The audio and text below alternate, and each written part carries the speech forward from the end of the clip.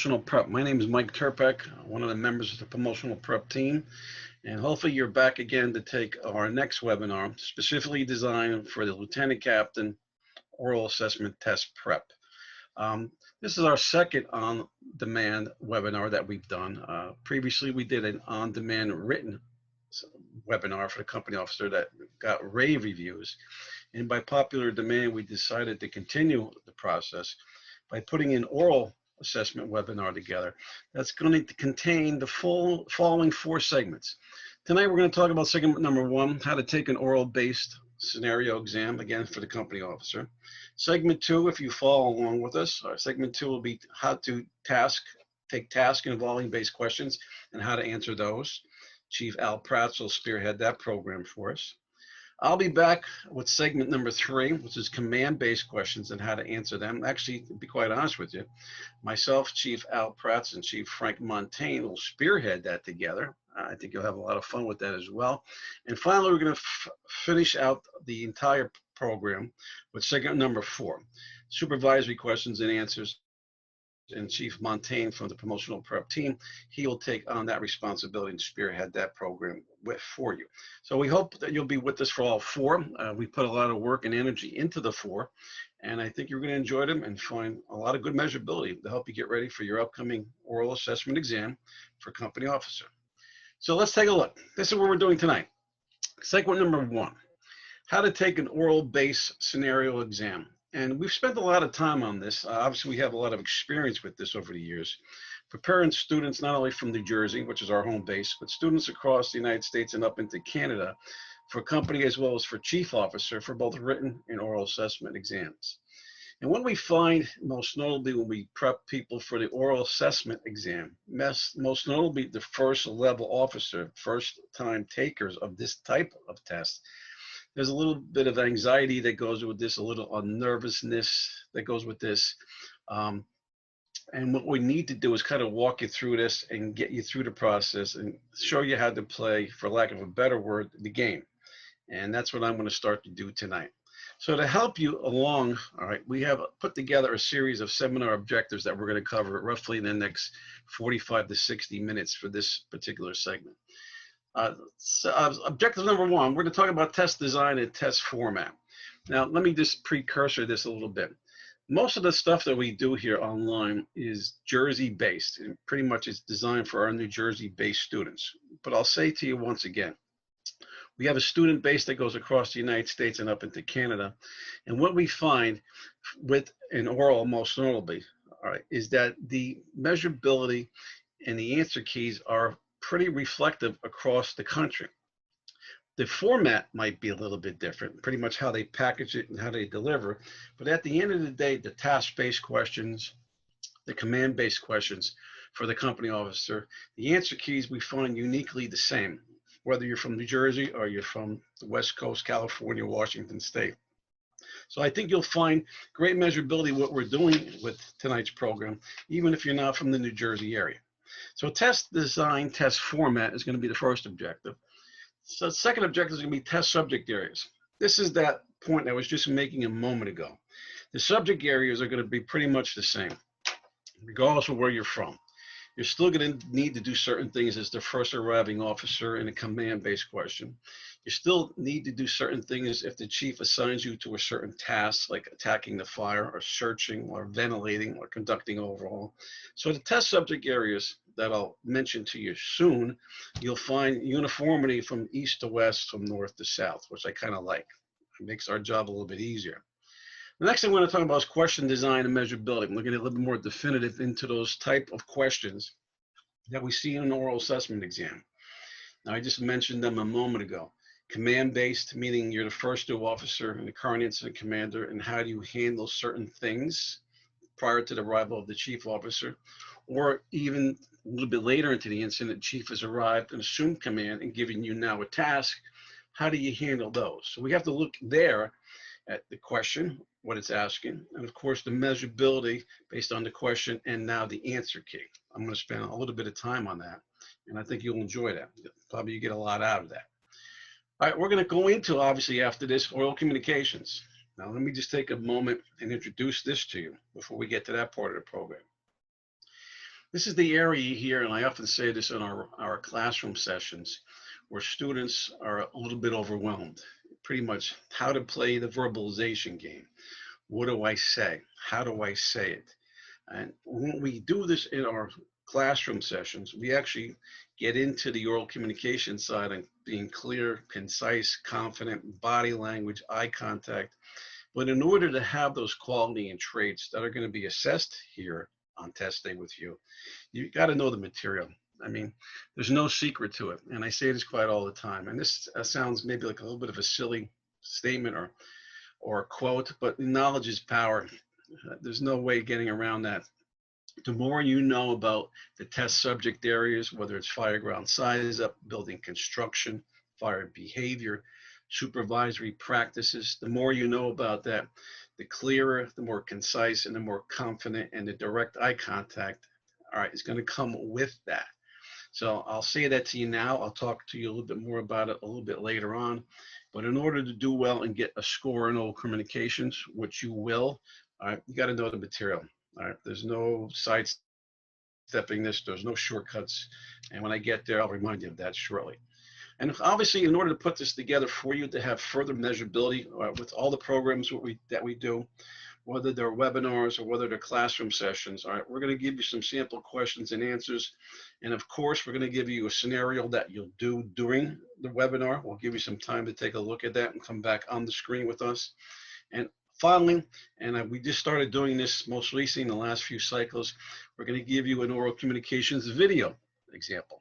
Pretty much have here in your webinar that you can look at over and over again to measure yourself with one of our best students who we took a video of doing a portion of one of the answer keys.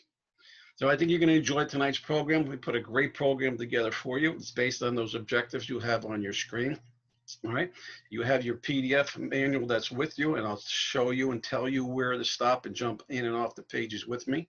So I think we're pretty much ready to go. So here we go. Let's talk about the first thing. And this is a little bit Jersey driven. All right, out of state, you might have some different types of formats and designs. Let me give you an example of what I'm talking about for the Jersey students and anybody who has something that's familiar. You're going to get a scenario narrative. There's no doubt. We're going to give you a story. Right? The story, what we see here most will be New Jersey, and we do see it somewhat similar in Connecticut and a little bit further down the East Coast, like into the Maryland, Virginia area. That the scenario narrative, like for this particular part of the exam, approximately about 3 or 4 paragraphs. It fills up an entire 8.5 by 11 piece of paper, describing the incident that you're going to. It gives you the time of the incident, gives you a little bit about the weather, it tells you about the height, the construction, and the occupancy type. It gives you a little bit of a story of what you're responding into, of course, with the specific challenges presented. Report of a fire in the kitchen, a report of an occupant trapped or missing. And maybe they'll throw a little additional size up factors in the narrative regarding weather, things that you have to read and you have to kind of, line by line, like analyze, like grasp the story.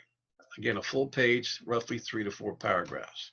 In addition to that, you have to expect a series of questions for each one of those scenarios that you will need to respond to verbally.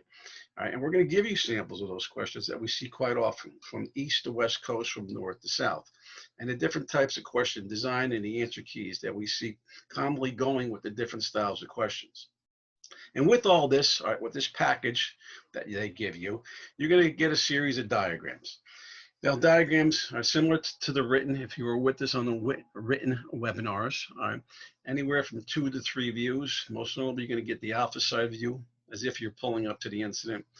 Turn the page, you'll usually get an aerial view, or I call it a plot plan view, all right, looking at the building from the sky and looking at the 4 surrounding exposures.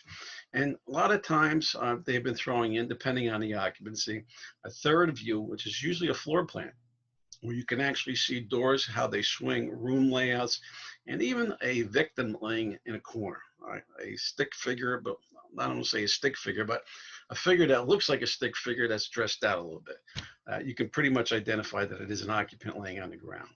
Now, to give you an example of what I mean by that, if you look on page 2 of your PDF, this is an example. We just put this in there to give you an idea of how this oral starts to format. There's your 3 to 4 paragraphs. You're going to get a series of views All right, if you go further here, you don't have it in your PDF, but you can simply look at my diagrams as I take this a little bit past what you see here. All right, you're going to see probably the A-side view of a building. This is an example of one we use in our classroom sessions. All right, you could see obviously a floor plan. All right, you're looking at the building from the sky, but now you're looking inside the building. You can see fire, and here we go, and they could put an occupant in there. It could be something as simple as that, but that does paint enough of a picture. And again, if I throw in that aerial or plot plan view, it could be something like this, where they can actually use a Google Earth image or a Microsoft Map image, and you're responding to an incident in a church. So again, Jersey guys, you guys are used to this. We talked about it in the written, narratives, all right, lengthy pictures, 2 to 3 views. Jersey guys expect the same thing in the oral.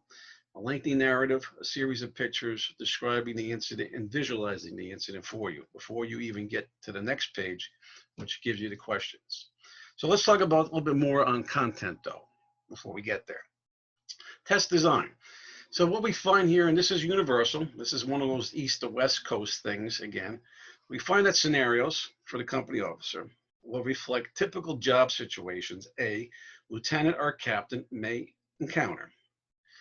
Oral communication questions will ask candidates how they would, of course, address issues in order to resolve the problem. Right? Common sense approach, the watch. Test components are designed to measure a subset of the knowledge areas. The oral portion of your exam is based on generally accepted fire department practices. Now, let me stop. What does that mean? Things that we know from the academy, from Proby School. Primary searches, secondary searches when they're done. Hose lines, establishing water, backing up lines, ladders for secondary means of egress. Generally accepted fire department practices is the example. Right? And procedures and reference materials included on the published reading list. This is where maybe we get a little bit different than some other states or some other cities. Every state, every city has their own bibliography list, and we'll talk about them in a second here, and we'll give an example of what Jersey is using. But again, they design exams based on generally accepted practices, which we should know from the day we graduated from the academy. The things that get a little bit more advanced regarding decision making, all right, procedures that would come out of a book, maybe like a book that has building construction as its title, or fireground size up as its title, or engine and truck duties or supervisory practices as its title. So it gets a little bit more involved, and of course the reading is critical to you scoring well. Now, so where does this test information come from? Well, it starts, believe it or not, with the job description. And we've talked about this before in our written webinars. Now, what does that mean? I could say this with a significant degree of confidence. Now, New Jersey is pretty strict on doing a job analysis for each rank for the fire service every so many years to ensure that the test is still meeting the measured areas of the responsibilities of that rank. Now, what does that mean in English? That means a job analysis for lieutenant captain is going to be different than a job analysis and the duties and responsibilities, let's say, for a deputy chief or a battalion chief. And as those responsibilities change, and as we see the list of those areas of responsibilities for rank, they take those responsibilities and they start to formulate the tests. And they've done this, believe it or not, for legal reasons. Make sure that there is no subjectivity to the exam. That it's pretty much following along what you would do as a true lieutenant or captain. All right, we kind of like that. It puts a little bit more professionalism into the approach. The test design and answer keys come from the collective fire service knowledge and experience from subject matter experts. Now, on the previous slide, I talked to you about generally accepted practices, and reference materials. What happens is there's a group of people called subject matter experts who sit down and they sit with a group or a panel from the assessment board, and they start to formulate the questions and the answers, the narrative. They encompass the diagrams. They have the measurability based on the job analysis for that rank. Now, that was probably a lot to digest, right? What that pretty much means is a group of people of equal or higher rank designing the exam for lieutenant or captain. It's not a firefighter designing the exam for company officer. it's people of equal or higher rank. So you could be assured you're going to get a good quality exam. The suggested reading list. This is the thing that we may be a little bit different with on other towns, cities, or states. What we see in New Jersey, because we have a statewide exam for the Jersey people who are on board looking and listening to this webinar, the reading list most normally going into 2021 is pretty much what we believe is going to follow this same suit.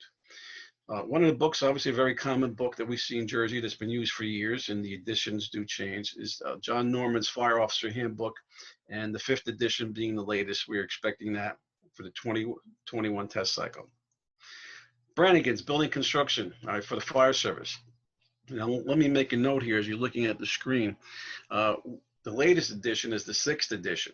For Jersey people, they still might be using the 5th edition for your test in early 2021. And I'll tell you why. Usually in New Jersey, it takes a full year for the book to be out and vetted by the subject matter experts before they formulate it into the next test cycle.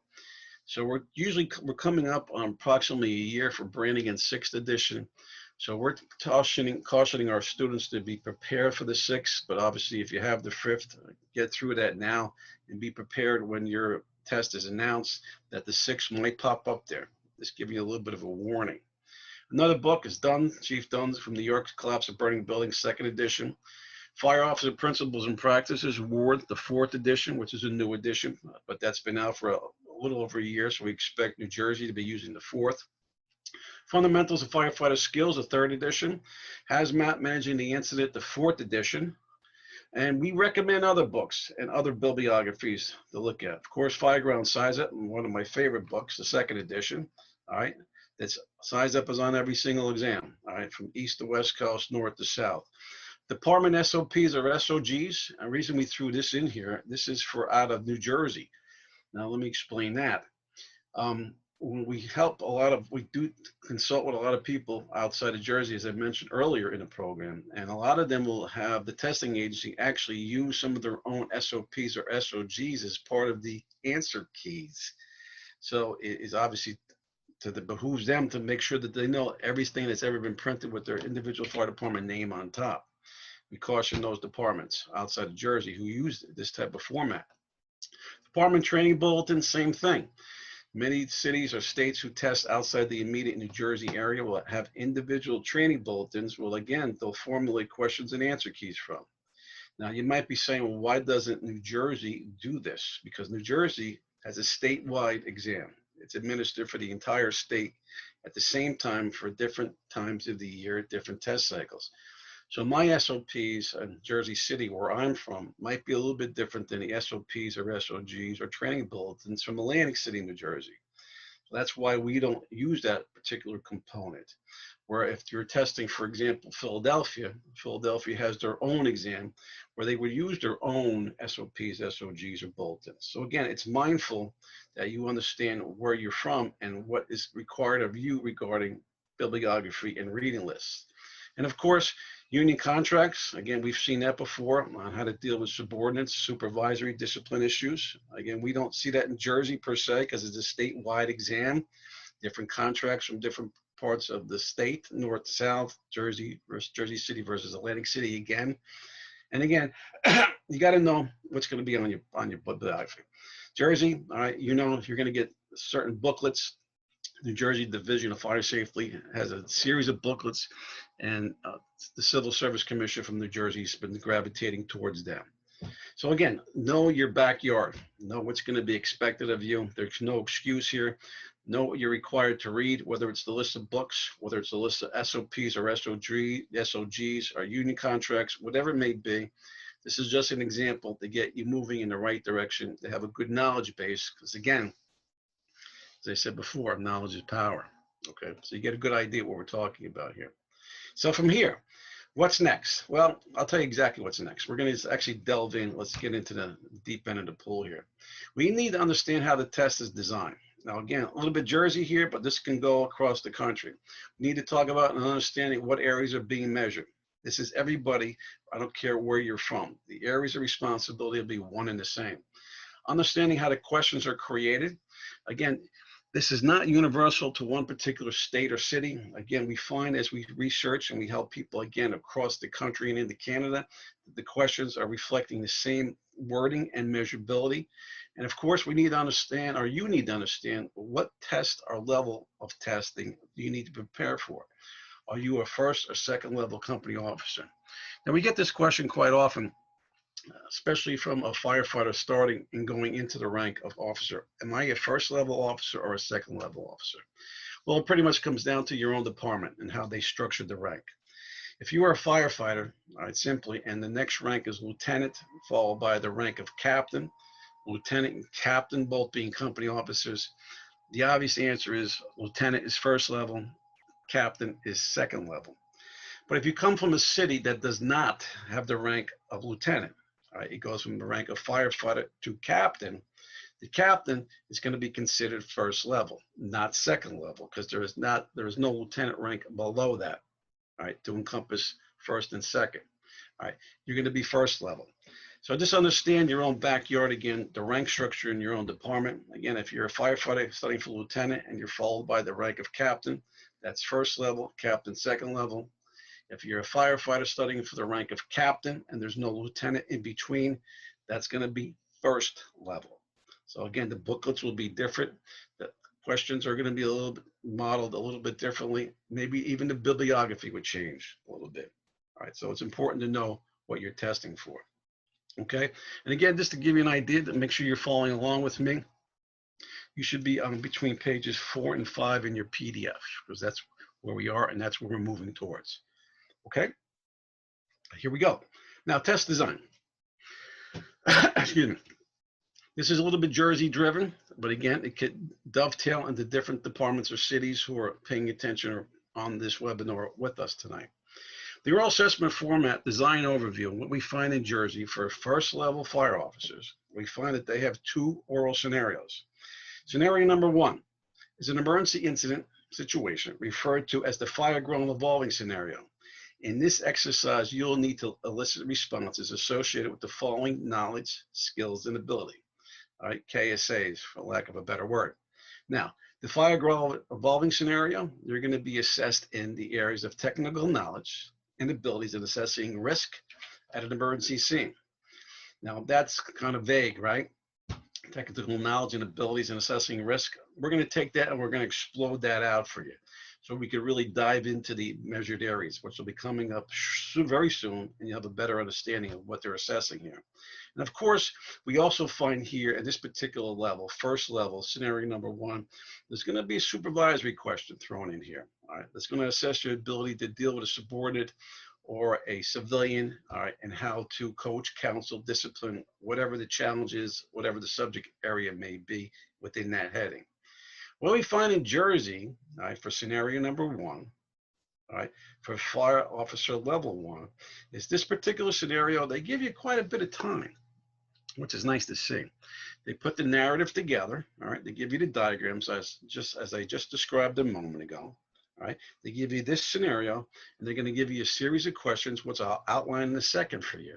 But they give you a lot of time here. They give you 15 minutes to review all that material, all right, prep it, make your notes, and then 10 minutes to present your responses to the following styles of questions. Now, what are the following styles of questions? Well, staying with scenario number 1, we are anticipating, based on past practice, what we've seen before, in scenario number 1, all right, what I just laid out for you, that you're going to get 3 questions that you'll need to respond to in the allotted 10-minute time frame. Now, it's not 10 minutes for each of the 3 questions. It's 10 minutes to handle all 3 questions. So you have to budget your time here. That's important. It's important to understand during your prep period. You got to make your notes and understand you got to fix all these issues, respond to all these questions in 10 minutes. Okay. Now, with that being said, we're seeing and looking at the high probability that you're going to get a task-based question, meaning that the chief is already there, all right, and gives you something to do. And we'll explain task-based a little bit more definitively in a second. You're going to get a question that is evolving. What does that mean? While you're conducting your task, something is going to go wrong. It could be a number of different things. It could be a lost missing firefighter under your command. It could be a burst length of hose. It could be increased fire or heat conditions evolving, and you're going to need to respond to that change. And finally, you're going to get that supervisory question that I mentioned a moment ago, that usually during that particular time or after the incident's pretty much under control, something will go on and you're going to need to address it and fix it. So scenario number one, all right, fire ground, all right, evolving type of incident, all right, task-based question, evolving supervisory question for scenario number one for Jersey people. Now, again, if you're not from Jersey, don't dismiss this because very easily task-based evolving supervisory is going to be most notably in your exam as well. All right, they're just formatting it maybe a little bit different. So stay with me. As we go further here, scenario number two for first level officers. This will also be an emergency incident scene. All right, simulation referred to as a fire ground arriving. Different. Scenario number one was evolving. Things are changing, a little dynamic. This one you're going to be arriving at. In this exercise, you will need to elicit responses associated with the following knowledge, skills, and abilities. Again, KSAs, for lack of a better word. So in the fire ground arriving, you can pretty much imagine what's going to be happening here. You're going to be arriving at an incident, most likely first due, and you're going to have to pretty much take a different approach as the current, if you can see my quotes on the screen, current incident commander. Now, here you're going to be assessed again in technical knowledge and abilities in emergency scene size up and command. Now, again, I know that's vague. I'm going to fix that and clean that up for you in a second here. All right. And emergency scene technical knowledge and abilities, all right, as it relates to running an incident. But look at what I just popped up on my screen here. Look at the difference. This is what I love about this particular style of exam. You went from a 15-minute prep, all right, and a 10-minute presentation on scenario number one to a 5-minute prep and a 10-minute presentation for the arriving command base running the incident scenario number two. Now, you might be saying to yourself, why did they do this? Well, they've done it for a very good reason. To assess a number of different behaviors. One, composure. Another one, adaptability. A third one, anticipative skills. These are all the measured areas or behaviors that are done within the exam that you don't know about.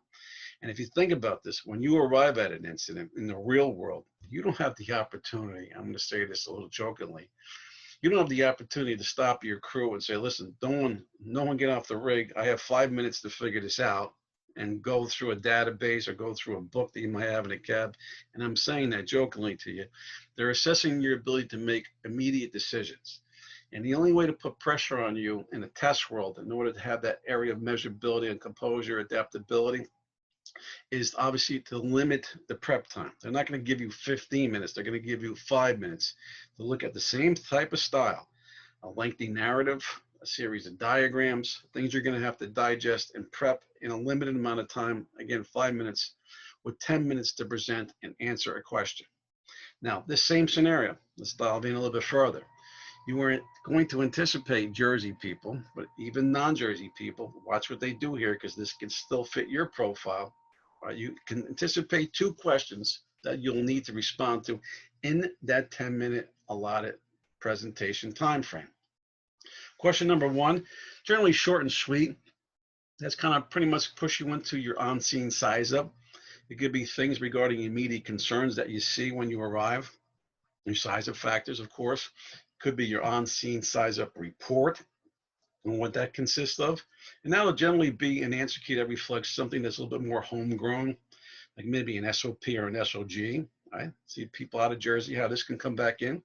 And even Jersey people, even though it's a statewide exam, you look at the New Jersey Division of Fire Safety booklets, they even give you a suggested format for the on-scene size up report.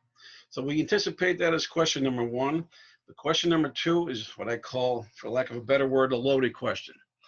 This is the arriving scenario. It's going to be command-based, and it's going to ask you pretty much how to run the entire incident, your strategies and tactics, the resources you're going to call, the delegation to the engines and ladders, a little bit of IMS. You're going to need to run the incident here. They're going to tell you the chief is delayed, you got the ball, and you're going to have to be prepared to pretty much fix everything that's in front of you. Yes, even as a first level officer.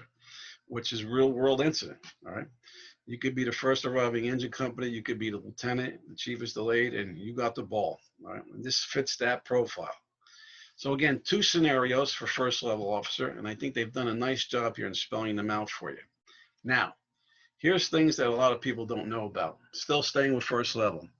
What are they going to test me on? How are they going to design questions? How is this scenario going to be folded or formatted? What are they looking for from my job description as a first level boss? Well, in the fireground evolving scenario, all right, they're looking for the critical ability area of you relating to evolving fire conditions and hazards that it can affect operations.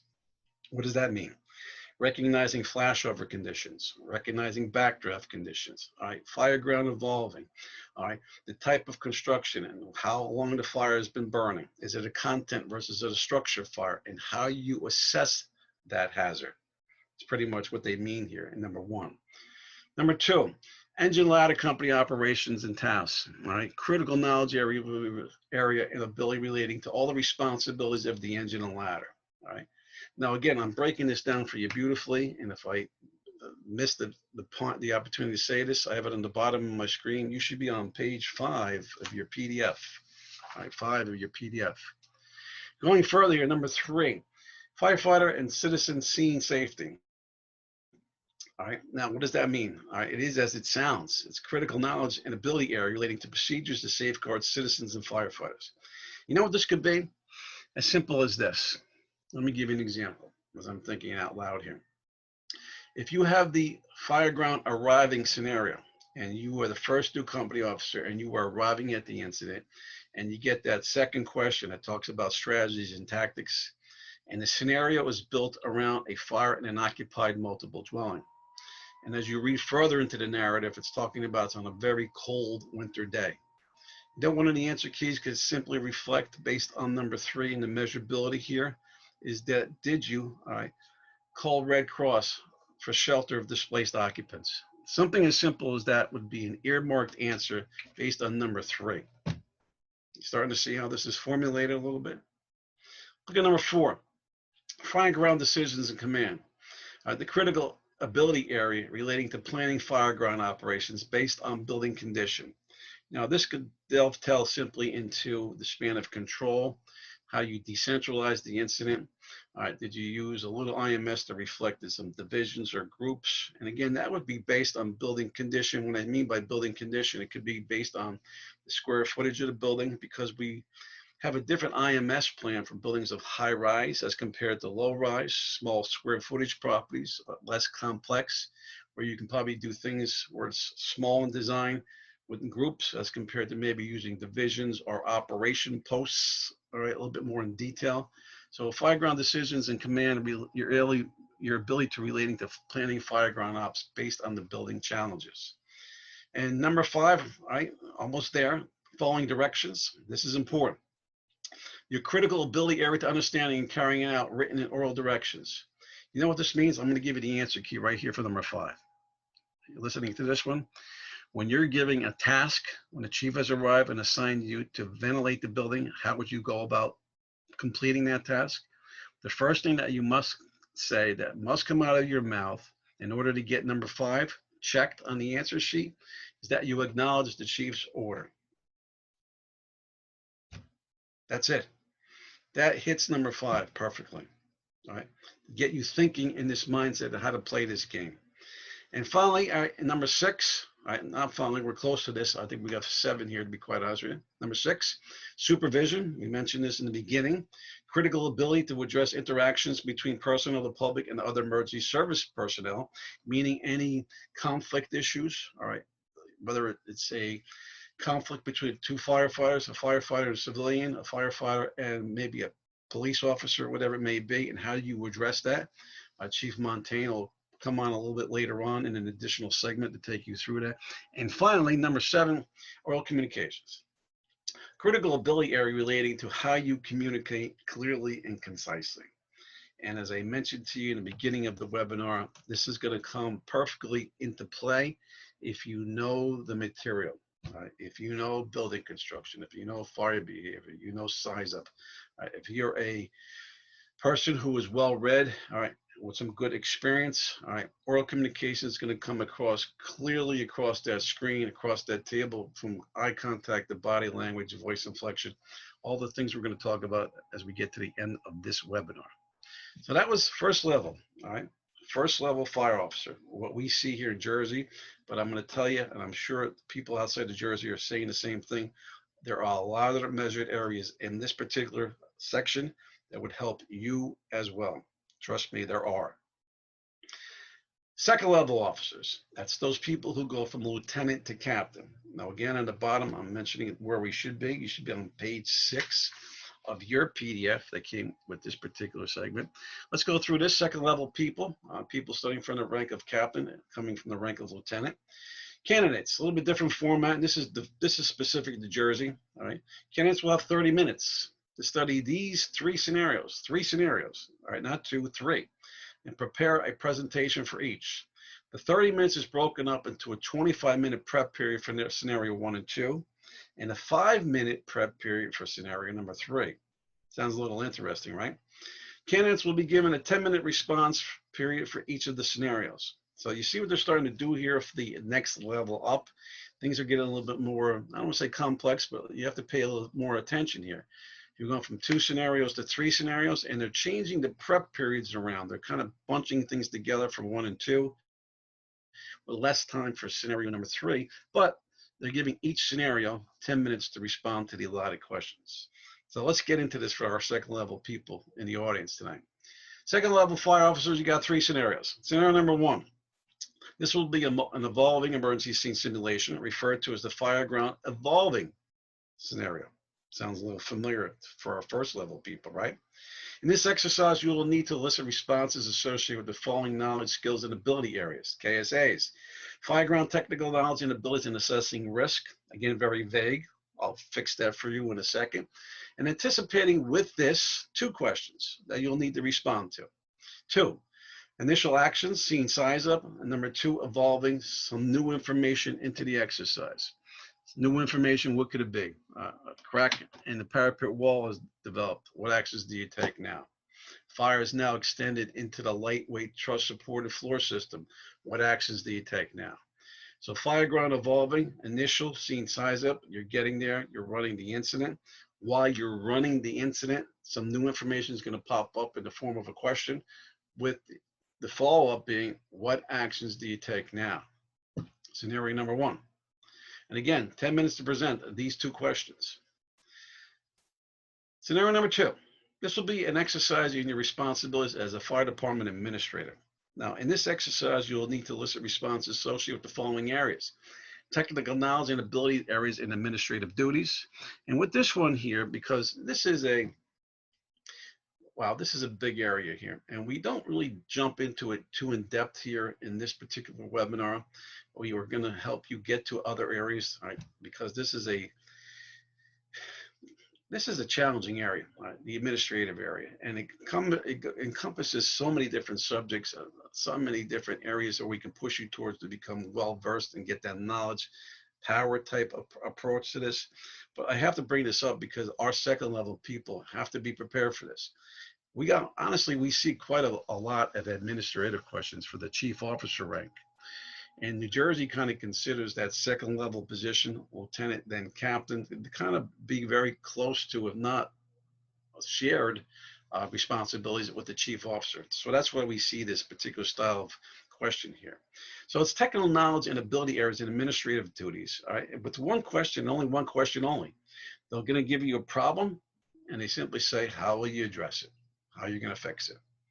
Vague will point you towards some great areas. Again, a very big area here that we don't have the time in this webinar to delve into, but we're going to help you out here by the end of this program.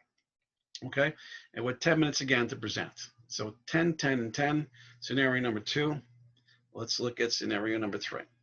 All right, and again, before I go to scenario number 3, my mistake here, just remember, based on what we first showed you, you have 25 minutes, Jersey guys, to prep both scenarios 1 and 2. Now, that's a lot. Now, why so much time? I'm going to tell you why so much time. It's because of this particular scenario number here, right in front of me, number 2. There's a lot here. And again, I promise you we're going to point you to some great areas to help you get ready for this particular part of the program. Scenario number 3 now. Here we go. Scenario number 3, this is an emergency incident referred to as an emergency scene arriving. Right? In this exercise, you'll need to elicit responses associated with the following knowledge, skills, and ability areas. Fireground technical knowledge and abilities and strategy, attack plan, most notably in the hazmat world. That's why we see on the bibliography those lists of books. Second level people, you have to wrap your arms around managing the hazardous material incident, that 4th edition book. They're telling you here, Jersey guys and gals, second level, you're going to have something that's going to have either a commercial building fire with a hazmat overtone to it, or it might be a full-blown hazmat by itself, like an overturned tanker, a truck, a rail incident.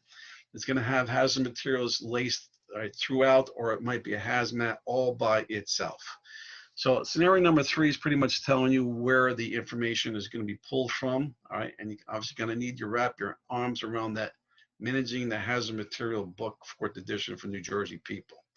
Here, all right, a big question, but again, only one, pretty much command-based. How are you going to handle it? All right, if it's hazmat, you got to know that 8-step process. If it's a commercial building fire, you got to run through our segment 3, which we'll talk about hopefully is if you move through the segments with us, and again, jump off and handle the spill, dike, dam, plug, patch, whatever it may be. All right, it's going to be something that's going to have more than a fire associated with it. Hazmat, hazmat, and hazmat, okay? With this one, all right, they've cut the time down. Again, they're assessing that composure, all right, your ability to adapt to the situation. They're putting you under pressure again. All right, it's 5 minutes to prep with 10 minutes to present. Okay, second level officers, what are they really looking for? All right, you got that format, Jersey people, but again, this section here on page 7 of your PDF, this encompasses everybody across the U.S. up into Canada. Second level people, fireground assessing risk. All right, is a measured area. Critical knowledge and ability area relating to assessing safety risks in building fires. What does this mean in English? Content versus structure fires. All right, old class 3 brick and wood joists as compared to lightweight wood frames. Understanding the building, the dynamics of the building, the age of the building, the structural components of the building, and where the fire is in relationship to them is what they're asking here, most notably in this particular measured area number 1. Number 2, fireground strategy and attack planning. A critical ability area relating to planning and action strategy at an emergency scene. Pretty much running through the incident, all right, from the offensive, like hose line placement, backing up the hose lines, covering your exposures, ventilation, search, rescue, your basic action strategy at an emergency scene. Number 3, here we go. They're telling you no uncertain terms here. Fireground, hazmat related knowledge. Critical knowledge area relating to hazard material procedures. And again, I'll say it one last time. The 8-step process out of that book is going to be your best friend to start to work towards having a good understanding on how to handle this particular question. Number 4 is that admin. All right, implementing programs, critical ability area relating to the administration of programs and procedures. And again, I promise you, we'll point you in a great direction here. It's a very big area. Chief Montaigne covers supervisory very well in our upcoming segments. He touches on this, but he'll probably say the same thing that I will to you tonight. There's so much more that needs to be discussed here, and we'll help you in that area. And finally, oral communications. Just like in the first level officer, you have to have the ability to be clear, concise, and confident, all right, and express that certain level of leadership in how you present the material. All right, it's one thing to say certain things, but it's another thing to be able to express it with your face, your body language, your eye contact, your voice inflection. And I'm going to give you some great things in the PDF and on the screen. They're going to give you, for lack of a better word, the answer key to how to score well in oral communications. So first and second level, we've laid that out for you, even though it's Jersey formatted. I'll say this one more time for non-Jersey people. When you look at these measured areas here, this is all you. I don't care where you're from. All right, Lieutenant, Captain, you have the same measured areas. It's just formatted a little bit differently for the people from out of this great state of Jersey. Okay? Now let's move on. You should be on page 8, number 8 of your PDF. Let me do the same because I want to follow along with you guys and gals. And this is where we're going to start to really delve into things and understanding how questions are created. Quite honestly, I love this section here because when we teach at Promotional Prep, our seminars in New Jersey, we have a great time spending time and making sure our students are not scripted. I hate that word. I see students that come to us from other test prep agencies from Jersey and beyond, and they give them like a kitchen sink list of things to say.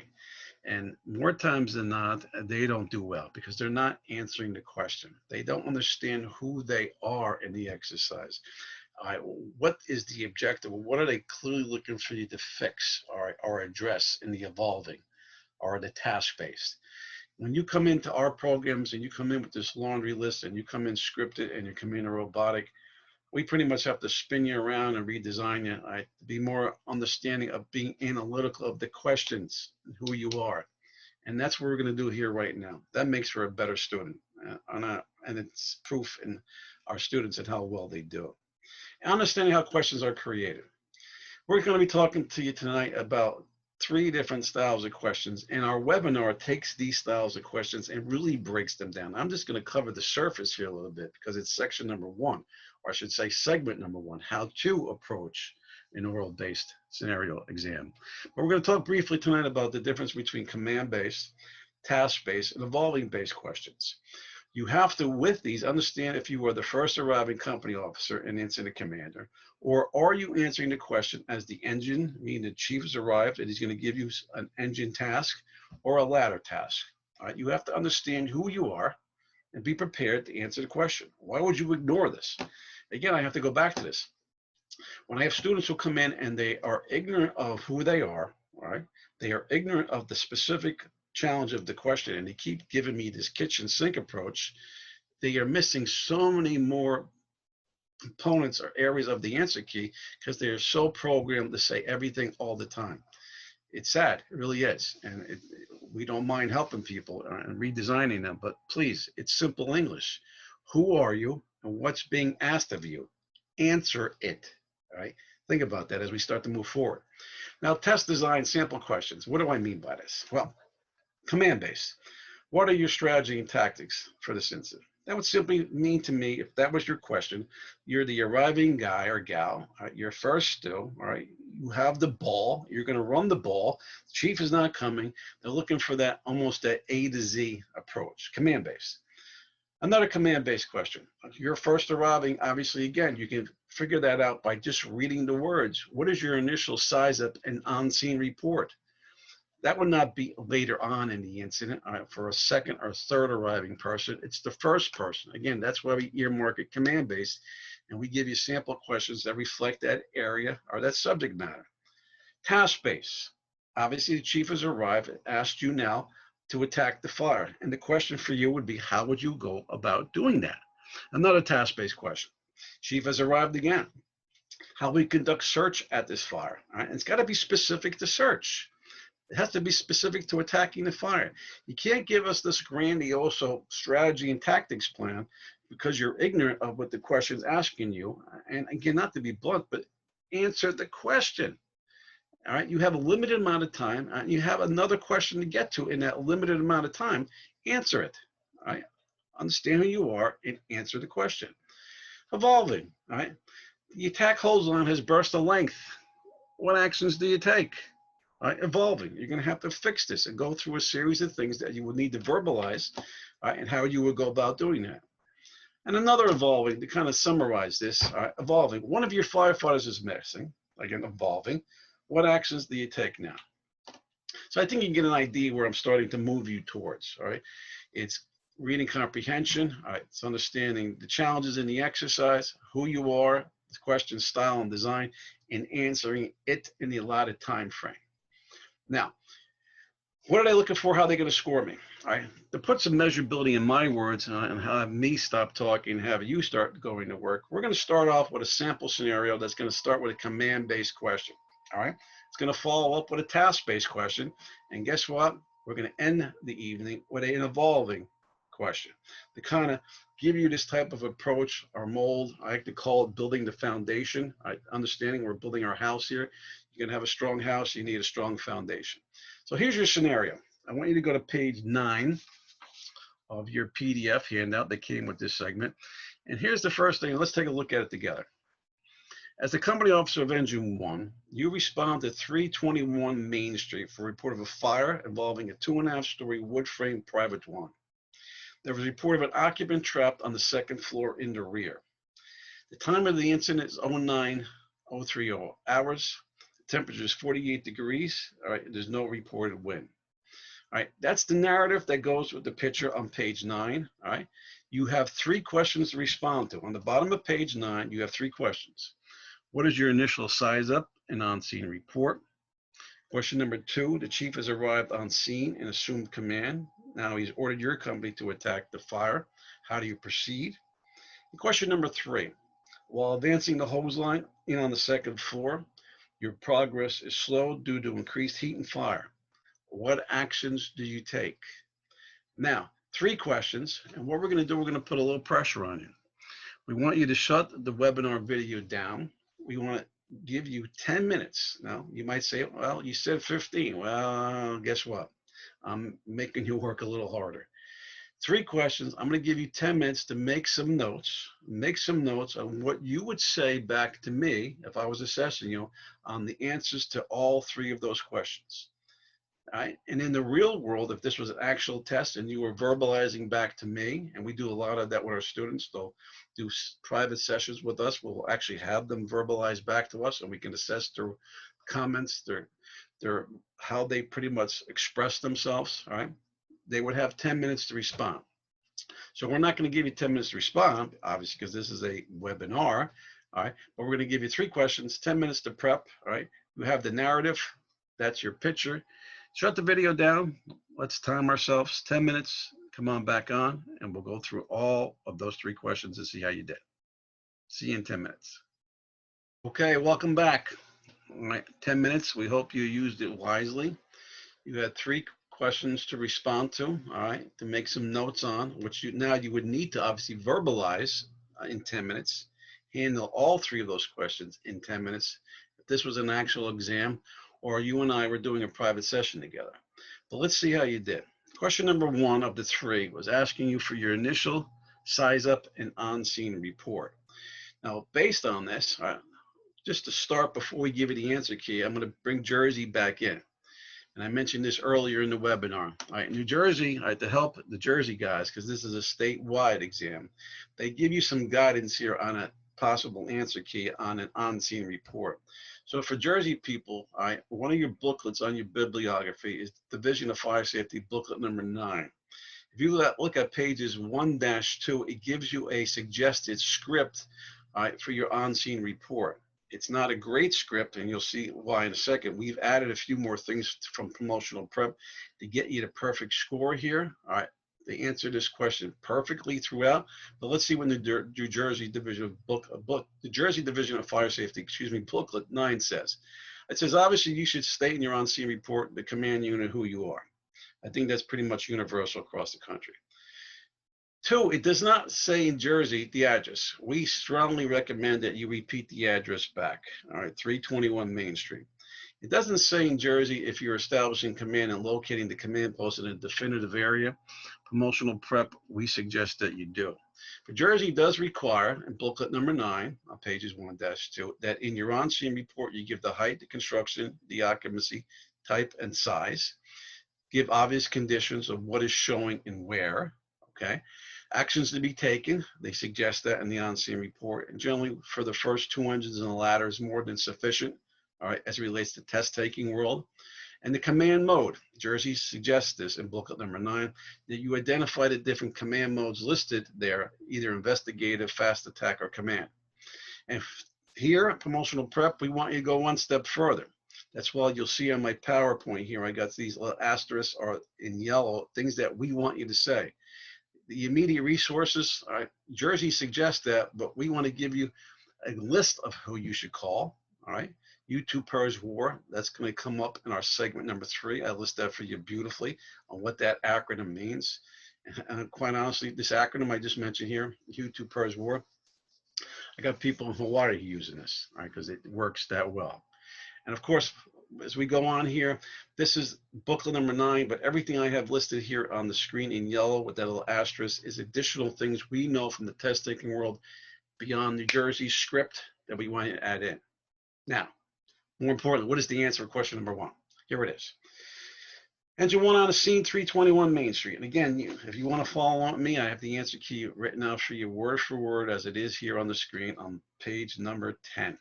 Engine 1's on the scene at 321 Main Street. So you're telling them who you are and where you are. You will establish command. All right, we would say we would establish command with the command post located on side A of the address. Will be part of your answer that you would verbalize. You would give a description of conditions showing. We have fire showing on floor 2, side A, with 2.5-story wood frame private dwelling. We have report of an occupant trapped on the 2nd floor in the rear. Now, if you see right now, it's not too hard to digest because pretty much what you're doing, you're pretty much regurgitating back what you read in the narrative, all right, on height, construction, occupancy type, all right, conditions, all right, and any known information in the exercise, specifically here, occupant trapped, it tells you. So get it back out there as it relates to your on-scene report. Be brief here with this one. It suggests that you give orders to incoming units. And we want you to be not too in-depth here because you have to remember you have 3 questions to respond to, all right? And you should know all 3 questions before you respond to question number 1. The question number 2 is going to ask you to get a little bit more down and dirty into strategy and tactics. You're going to dial this one back, all right? If it's going to dovetail you into another area here, all right, maybe task, maybe you get a little bit more involved with this particular part of your on-scene report. So what we're saying here is give the first 2 engines a ladder some direct orders, some immediate things to do in the on-scene report, but be careful getting too sucked into the black hole here because you'll run out of time, especially when you have 3 questions to respond to in only 10 minutes. So the example here is engine 1 and 2 will help them establish primary and secondary water supplies and stretch 2 hose lines to floor 2 to locate, confine, and extinguish the fire. I will order ladder 1 to conduct a primary search on floor 2 for the missing occupant. All right. Ladder 1 will also conduct horizontal ventilation in coordination with engine 1 and engine 2's hose line. And I would request an additional alarm and have them respond to a designated staging area. Is all we were looking for the optimum answer for your on-scene report in immediate size-up. That was it. Now, if you look on page 10 at the bottom of question number 1, there's always an area, and this is not only Jersey, this is across the country, for what they call other credible responses or value-added statements. Now, let me explain that. As a former assessor myself, we always left room for a student, all right, to give more, all right, up and beyond type information. Perfect example, the value added, all right, things that maybe were not reflected in the answer key that would make great sense here. All right, here we weren't looking for anything, but if you added a few more things, I call icing on the cake, you can get credit for that. But be careful adding too much icing to the top of your cake, because again, you have 2 more questions to respond to in that limited time frame of 10 minutes. This is the perfect answer. 1 or 2 more things to get the other credible or value added, and you got to move on. Because the second question, all right, has to be answered completely and thoroughly. Question number 2 asked you this. The chief has arrived on scene and assumed command. We're asking you now. We're telling you he's ordered your company to attack the fire. How do you proceed? Now, when Chief Al Pratz gets into his segment, a little bit later in our entire webinar, he's going to delve into the specifics of task-based questions. But just to help introduce his part of the webinar a little bit, when you get a task-based question, pretty much it's a task. You can't leave any stone left unturned. You got to pretty much walk through this and verbalize this as if you're doing everything from 1 foot to the right, 1 foot to the left, 1 foot to the right, 1 foot to the left. Like pretty much describing the task as if you were describing it back to somebody who can visualize it, all right? Doesn't know anything about the task, but they can visualize everything you're doing based on the detailing of your words, all right? With that being said, you're being ordered to attack the fire. How do you proceed? Well, question number 2, acknowledge the chief incident commander's order. It's the first thing. That's a measured area. If you were paying attention earlier in the webinar, it's a measured area called following directions. And we know if you answered this question and you did not mention what I have on the top of my screen, on the right below question number 2 on page 10, if you didn't lead off with this, you're not going to get the full credit for the question answer for number 2. Simple, all right? Don't miss this. Acknowledge the incident commander's order. Ensure all members, this is a must as well, okay, are in full PPE SCBA, activated the pass device, that they're ready to work in pairs, and they're going to adhere to the department's accountability system. Now, you might laugh at this, right? No. It's task-based. In order to ensure the safety of your members, remember that other measured area? We talked about citizen scene safety and firefighter safety.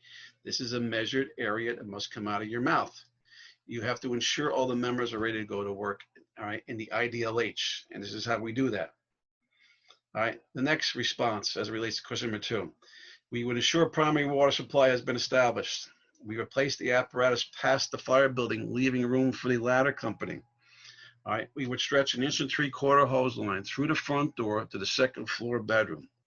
We would flake out the hose line and remove any potential kinks in that line. Now see how this is starting to get detailed?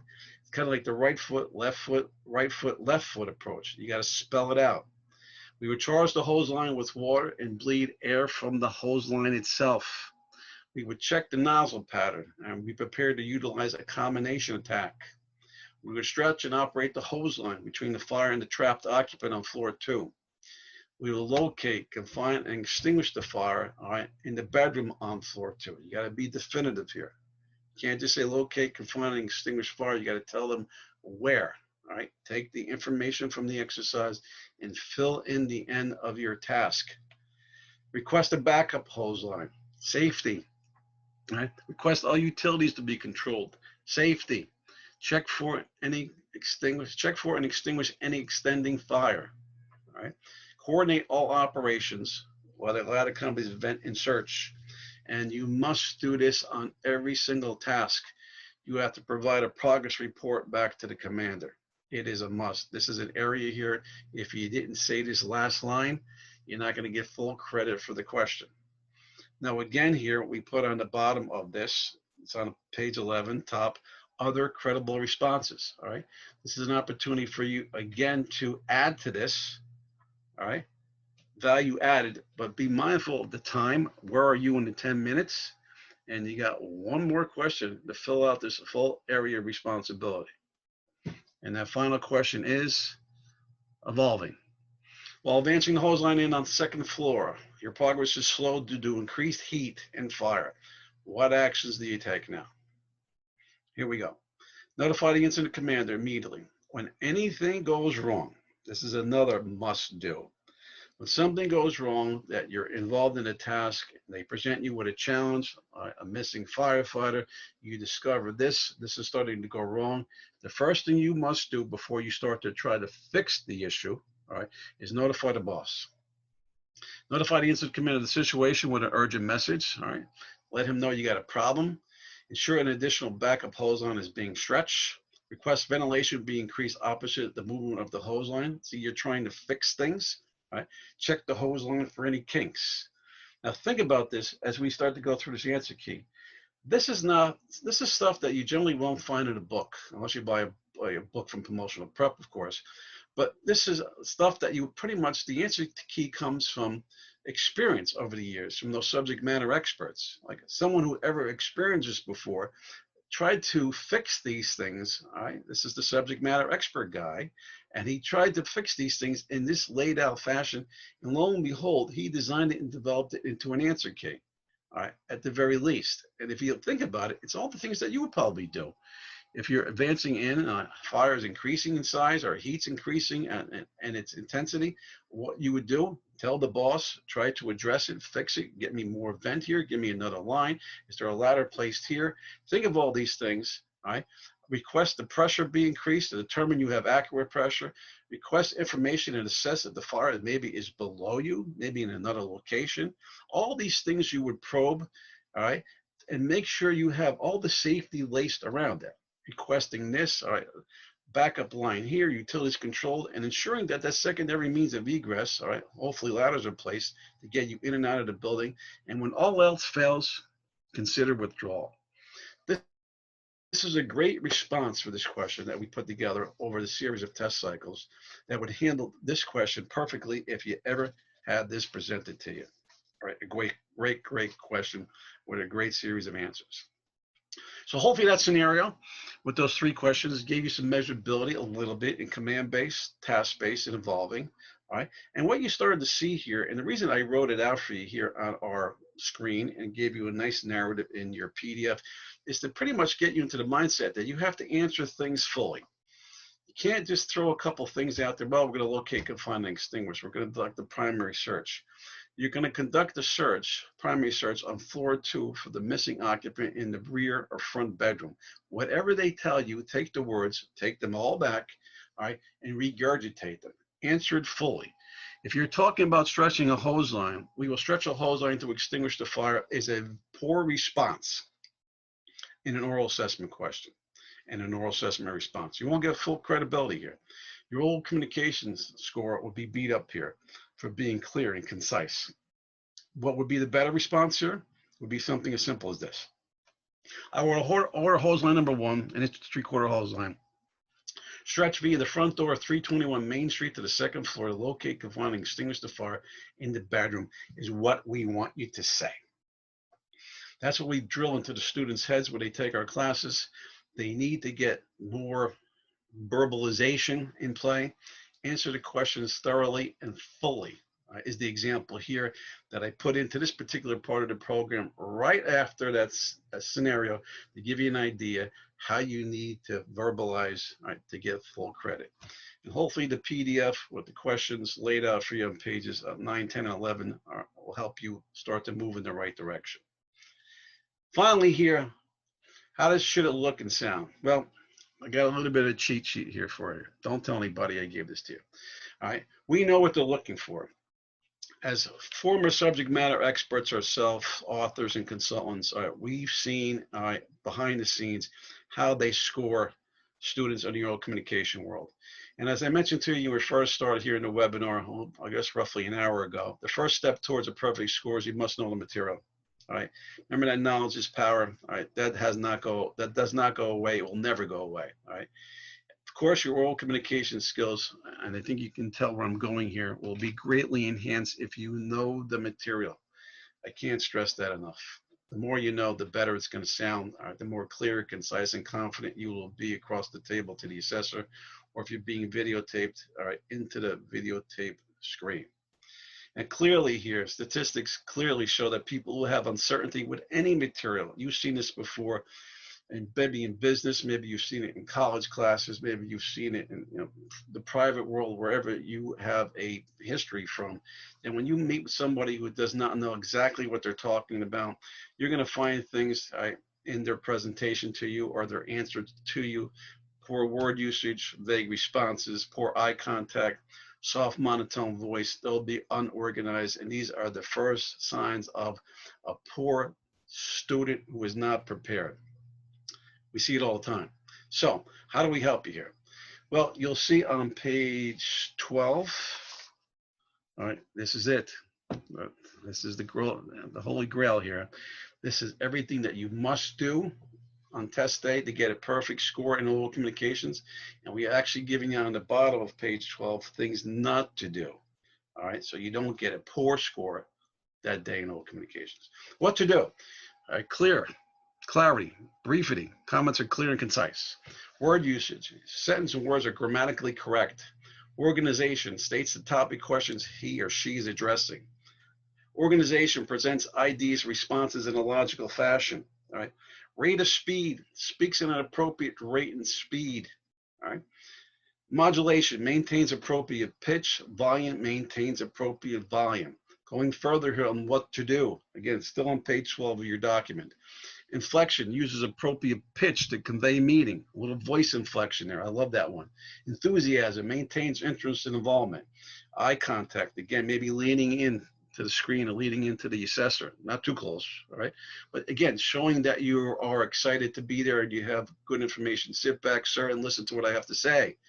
All right, confidence. Here we go. I just did that, a little bit of a game. Demonstrates confidence, certainty, and conviction in his words, in his eye contact, and his body language. Nonverbal. Uses gestures effectively without causing confusion. Let me just stop for a second here. Be careful with this one. All right. Make sure you don't have anything in your hand. We've seen students a little nervous, like, I don't want to say nervous habits, but with a pen in their hand, twirling the pen in the sky, or tapping the pen, or using too much hand gestures in the screen. All right. Getting over visual. Right? This use gestures without causing confusion. Simple. If you're the type of person who has to have something in their hands, get used to sitting on your hands, because that could be distracting. And I mean that seriously. I've seen people get marked negatively for using distracting mannerisms. Something as simple as taking a pen, tapping it on the table. Think about losing a point for that. All right. Nonverbal maintains eye contact always when speaking. Okay. Short list, but a good list. What to do. Now, what not to do. This is where people get scored negatively. Spoke in a soft, low voice, was difficult to hear. These are actual quotes on assessor's sheets for students who exhibited this type of presence. Comments were unclear and vague. Did not organize topic responses in a logical fashion. Failed to support responses. All right. Stating the objective. We're going to locate, confine, and extinguish the fire. Follow through, have closure. We're going to search, rescue, and remove the occupant, the EMS, for triage, treatment, and transport. Missed opportunity to summarize or conclude. This one here for first and second level guys and gals, don't worry about this one too much. We generally see this in the admin portion, and definitely see this a lot in the chief officer assessment. Again, we put it here because this cheat sheet I gave you here on page 12 encompasses all ranks. But missed opportunity to summarize and conclude, we're not looking for that in first and second level for the most part. So don't worry about this one too much. Spoke very fast and very slow. All right. What not to do, but use poor grammar or word usage. Quivering voice that showed uncertainty or a lack of confidence. Use profanity or slang words. I'm not going to explain it any further. I think you know what I mean there. All right. Gestures were distracting to the presentation. And I go back to the pen. All right. Be careful with things like that.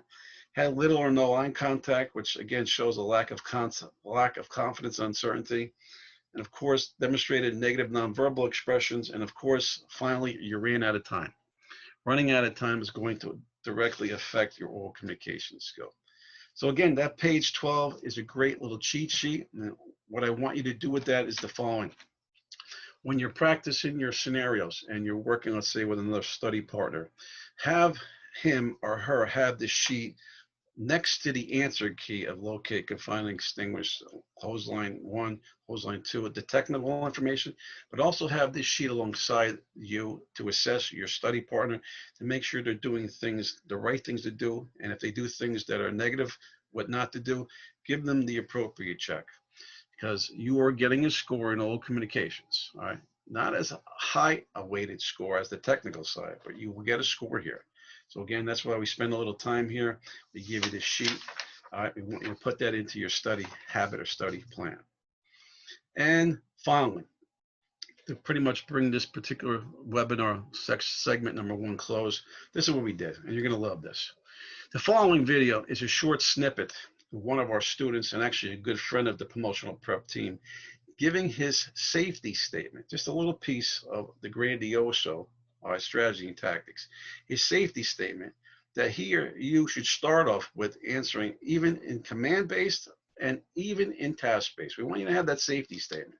So if you're going to delegate out resources, make sure they do that safety thing on gear and getting ready to go to work. And even if it's a task-based, we gave you the example in the answer key. Before you attack the fire, before you search, whatever the chief wants you to do, same thing, make sure your people are ready and fully prepared to go to work. Let's take a look at one of our students doing this little segment for you. And this is a great little thing that we put into the program, because obviously you're going to be able to keep it as part of obviously the webinar, but you'll be able to measure yourself up with one of our better students. Let's take a look and listen and look at how he sounds. Here we go. I will identify my strategy as offensive and assign my companies. All members operating this incident will be in full personal protective equipment, self-contained breathing apparatus donned, pass devices activated. They will all have portable radios turned to the proper fire channel. They work in pairs adhering to the department's 2 in, 2 out, no freelancing. All efforts will be done in coordination between engine companies, ladder companies, search and rescue, and ventilation companies. They will all utilize thermal imaging cameras to scan for fire extension as well as for life. They will give timely positive reports to the incident commander. They will all have personal hand lights and forcible entry and egress tools. What do you think? How'd it sound? Again, just a little snippet, a little portion of the safety statement where they was delegating out as a commander to have his companies go to work, what they would do and how to do it, but prior to the safety statement. And again, also with command base, the chief has given us an assignment. We acknowledge and we start to move, but before we really move, we make sure our people, my company, is ready to go. And this is a perfect example of that. Great contact, great oral communications, eye contact, body language. He did obviously a great job here. So what did we do in segment 1? Well, we did a lot here. We covered all the objectives we laid out in the beginning. We talked about the different measured areas for fire officer level 1 and 2 for the Jersey people. But, you know, we went beyond that. We talked about all the measured areas for the company officer, lieutenant captain, that encompasses fire officers from the east to the west coast, from the north to the south. It fit the profile for everybody in the room. And what we did here finally for you on page 13 of your PDF, your student handout, I promise you we're going to move you in some additional directions to get some good solid information to build that house, that foundation.